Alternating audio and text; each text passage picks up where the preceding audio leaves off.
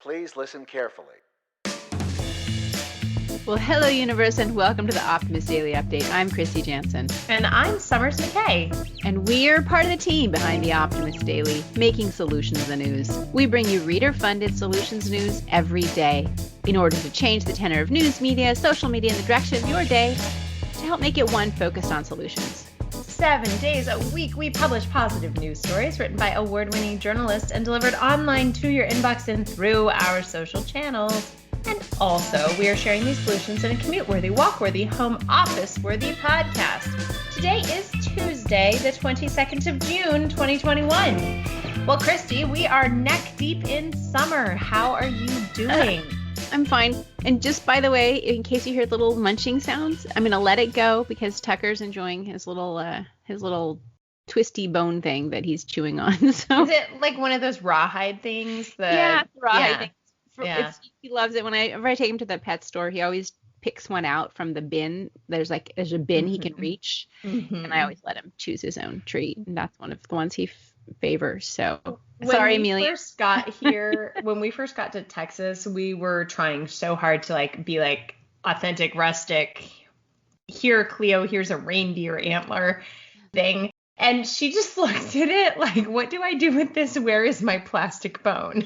Right. She has zero interest in real bones. Even Cleo likes plastic. Yeah.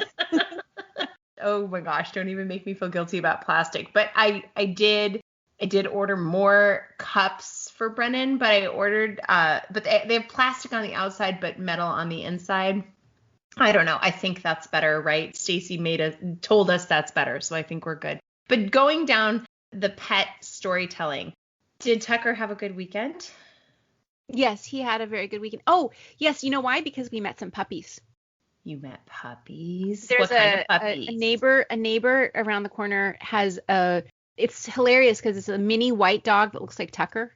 Because Tucker's an Akita. Right. But this is it's a Shiba Inu Husky mix with tiny little short legs. And he thinks he's the biggest boss on the block, this little white dog. Right. And Tucker and him have this kind of adversarial relationship. They check each other out. But I guess the little white Shiba mix has a girlfriend who's a Maltese poodle mix. And now they have a bunch of little white puppies, which are adorable. And I was meeting them over the weekend with Tucker. And so they're the Husky Shiba Maltipoos? It's a very Husky Shiba Maltipoos. Everything white is mixed in there and small. And the little puppies have short little legs too. So they're so cute. But they look like little Instagram puppies, it sounds like. Yeah. We were talking about our animals, like maybe Kristy should get another puppy since I have 134 cats. And we would invest in becoming Instagram influencers with our animals. But I got to tell you, the people who do that, man, they have skill. I tried to with Copper, and I feel like there could be a chance with these two little kittens who have, by the way, Kristy, been released into the bedroom now. So the bedroom, bathroom, and office, and they interact with Copper. And I would just like to say that it turns out potted plants that can tip over are terrible ideas in your room with cats. Now that you mentioned, that does not surprise me in the least. Nope. So they knocked one over, and I was like, all right, well, let me just anchor this one. I'll keep the vacuum in here. Super good thing I did, because they knocked over the other three. So okay. We've had a messy time. Anyway, baby animals are cute, and we learn lots from baby animals, but really we learn lots from other more important things, don't we, Kristy? Let's get to the news of the day. I mean, it can make us feel a little bit of joy watching our animals play, but there is some really important other lessons to be learned from other sources, and including each other. Well, and as you guys know, we mentioned it yesterday during our conversation with Doc Brown, which was an amazing and inspiring interview. If you missed that episode, go back and check it out. But this is Unity Earth Week, right? And we are focusing on that on the Optimist Daily this week. And we are going to profile one of our most inspiring stories today. Kristy, Yes. What have we got? Well, the headline that we're highlighting, that both of us are going through, because it's a pretty meaty article. And worthy of a deep dive, right? Yeah. Definitely. Yeah, and it's worthy of a deep dive, and this is a synopsis from an article from Yes magazine, which is one of our favorite sources for solutions-oriented news, but the headline reads 7 Valuable Lessons to Learn from Indigenous Wisdom Keepers. And this article spotlights Natasha Deganello Giraudie, a filmmaker from Venezuela, who first encountered Indigenous wisdom keepers as a child on a road trip through her home country, when she noticed that even at her young age, she was impressed by the Pemon people in Venezuela and how they had an emotional and spiritual connection to their ancestral lands, treating their rivers, mountains, and forests with respect. And that connection to place and history is something that we in the sort of Western world have often forgotten. But eventually Giraudie found herself raising a daughter of her own in the ancestral lands of the Ohlone and coastal Miwok people, otherwise known as the San Francisco Bay Area. I was going to say, what I love about that story is that it acknowledges that the original ancestral land was, now it's called the Bay Area, right, but that's not what it was prior. Right. It wasn't empty of people who had deep connection to that place. So what Giraudie did as a filmmaker was she envisioned a project featuring young Native peoples around the world sharing one word from their ancestral language that has changed their lives in some ways. And this word they could pass on to newer generations that may help heal humanity's relationship with the earth. And the result was a film called One Word Sawalmem, which in Sawalmem means sacred waters. And it's an award-winning short film that Giraudie co-directed with Michael, quotes Palm, I guess Palm is his nickname, Preston, of the Winnemem Wintu tribe of Mount Shasta, California. And the wisdom that she learned from this process is shared in a magazine article in Yes, which we're now condensing and sharing with our readers. But I'm going to do a few of these. There's some really beautiful premises. And what we're going to do is we're going to go through each of them, and we're going to talk a little bit about how the wisdom that is discovered, and then how that can sort of play into our daily lives. Right. So starting off, the word is wisdom. And this is clearly what I've used that word probably 4 times in discussing her film. But the idea that Indigenous wisdom is human wisdom, which has been miraculously preserved by Native peoples and Indigenous peoples in different parts of this planet. Who've maintained a closer connection to their history and to place, which we who are disconnected from that, I like to think of it as kind of the balance of the feminine and masculine energies. And it feels like so much of modern culture is so focused on the masculine energies, and the balance is to recognize how we are really reliant on nature and to cultivate that strong relationship, which is based on mutual respect, reciprocity, and reverence. And when we get disconnected from those sentiments, everything gets out of balance. But Indigenous wisdom keepers are fighting to preserve this natural and reciprocal relationship that we have with the earth alive in their teachings and in sharing that now with us on a day-to-day basis when we are, wise enough to listen. So wisdom is the first word. The second is land, which environmental resilience requires that Indigenous land be returned to in a significant way and acknowledged, right? That there are people who've been living on this planet for millions of years. All of us have, but being connected to the land that we live on is important for us to acknowledge. And we've forgotten how to live in a good relationship with Earth. And we must remember to foster this way of life.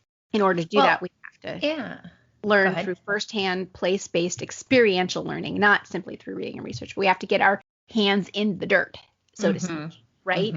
Yeah. And once you do that, it changes your relationship to where we live, when the earth we live upon.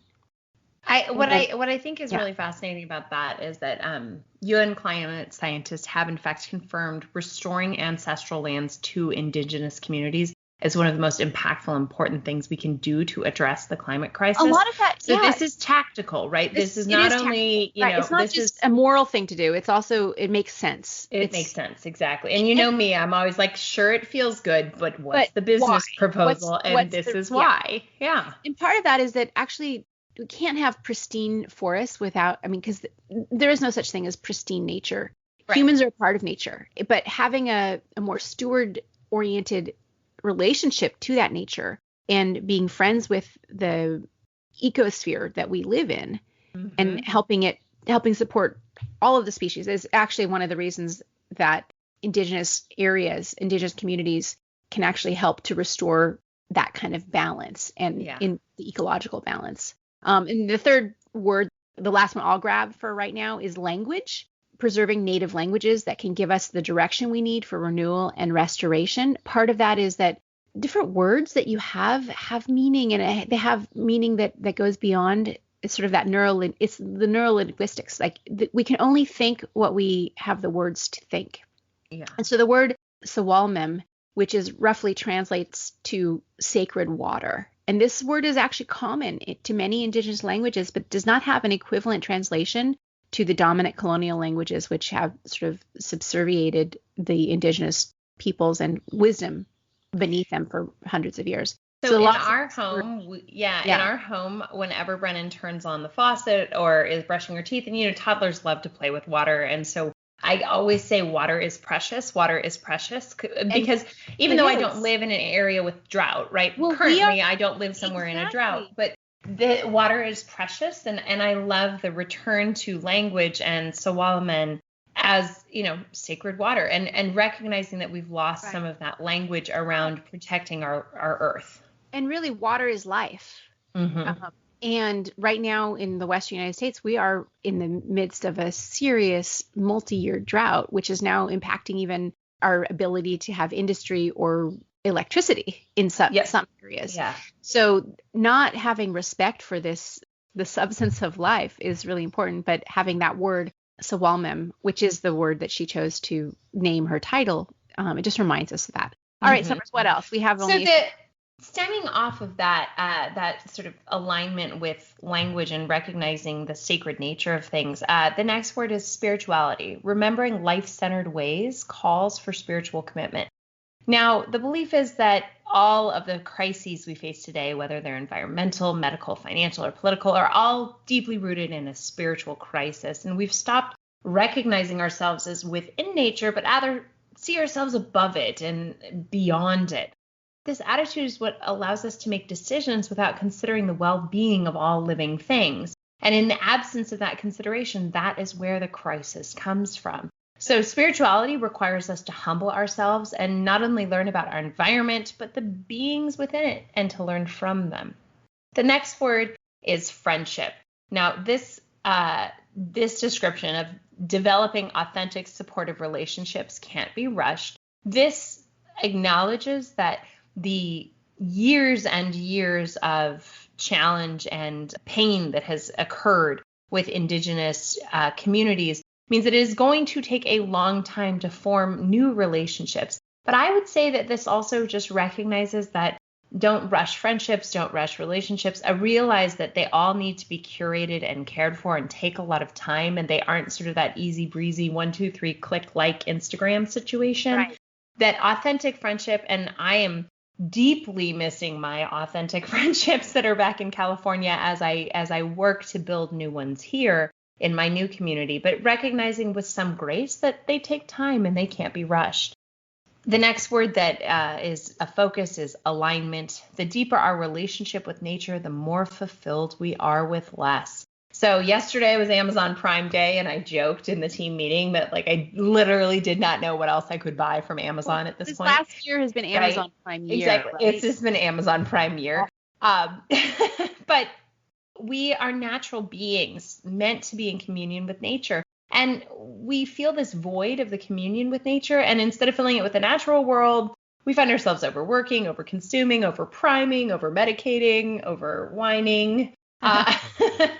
So restoring a life centered on nature, we have to intentionally put ourselves out there to experience more wonder and awe at this amazing planet we live. So aligning with nature. And, part of that for me, what I do to align with nature is my new ornithological obsession of staring at birds and bird feeders and plants. And, for me, that's my alignment with nature, but everyone's going to have a different one. Yep. Yeah. And then last but not least, Kristy, we'll share this one, but at the Optimist Daily, we know without question the imperative power of humanization. Uplifting storytelling is at the core of overcoming invisibility. And I'll let you kind of take us out on this one. In the mainstream media and in our education, in our culture, Native peoples are sorely underrepresented. And this underrepresentation leads to a sense of invisibility. And in order to combat that, which is kind of dehumanizing, there is an urgent need for Indigenous storytellers who can take the stage and tell stories from their perspectives, especially in a modern day context. And this can help dissipate stereotypes of Indigenous victimhood and also demonstrate strength and resilience of Indigenous peoples wherever they happen to live on this planet. And just sort of celebrating that. And when you tell a good story, you can connect with the people as human beings, and it's not the othering, it's not the them. It brings us together, which is part of why this is such a great article for World Unity Week, which is about acknowledging the fact that we really are all one on this planet. We are all one human group of humanity, but we're also one with nature and with everything. Everything is interconnected, and it's good to remember that. For me, I always appreciate having that sensibility and that centering.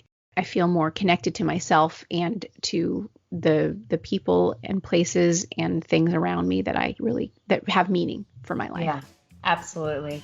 Well, everyone, this week there is a lot to learn from and be inspired by on the Optimist Daily, as well as our partners. So check that out on optimistdaily.com.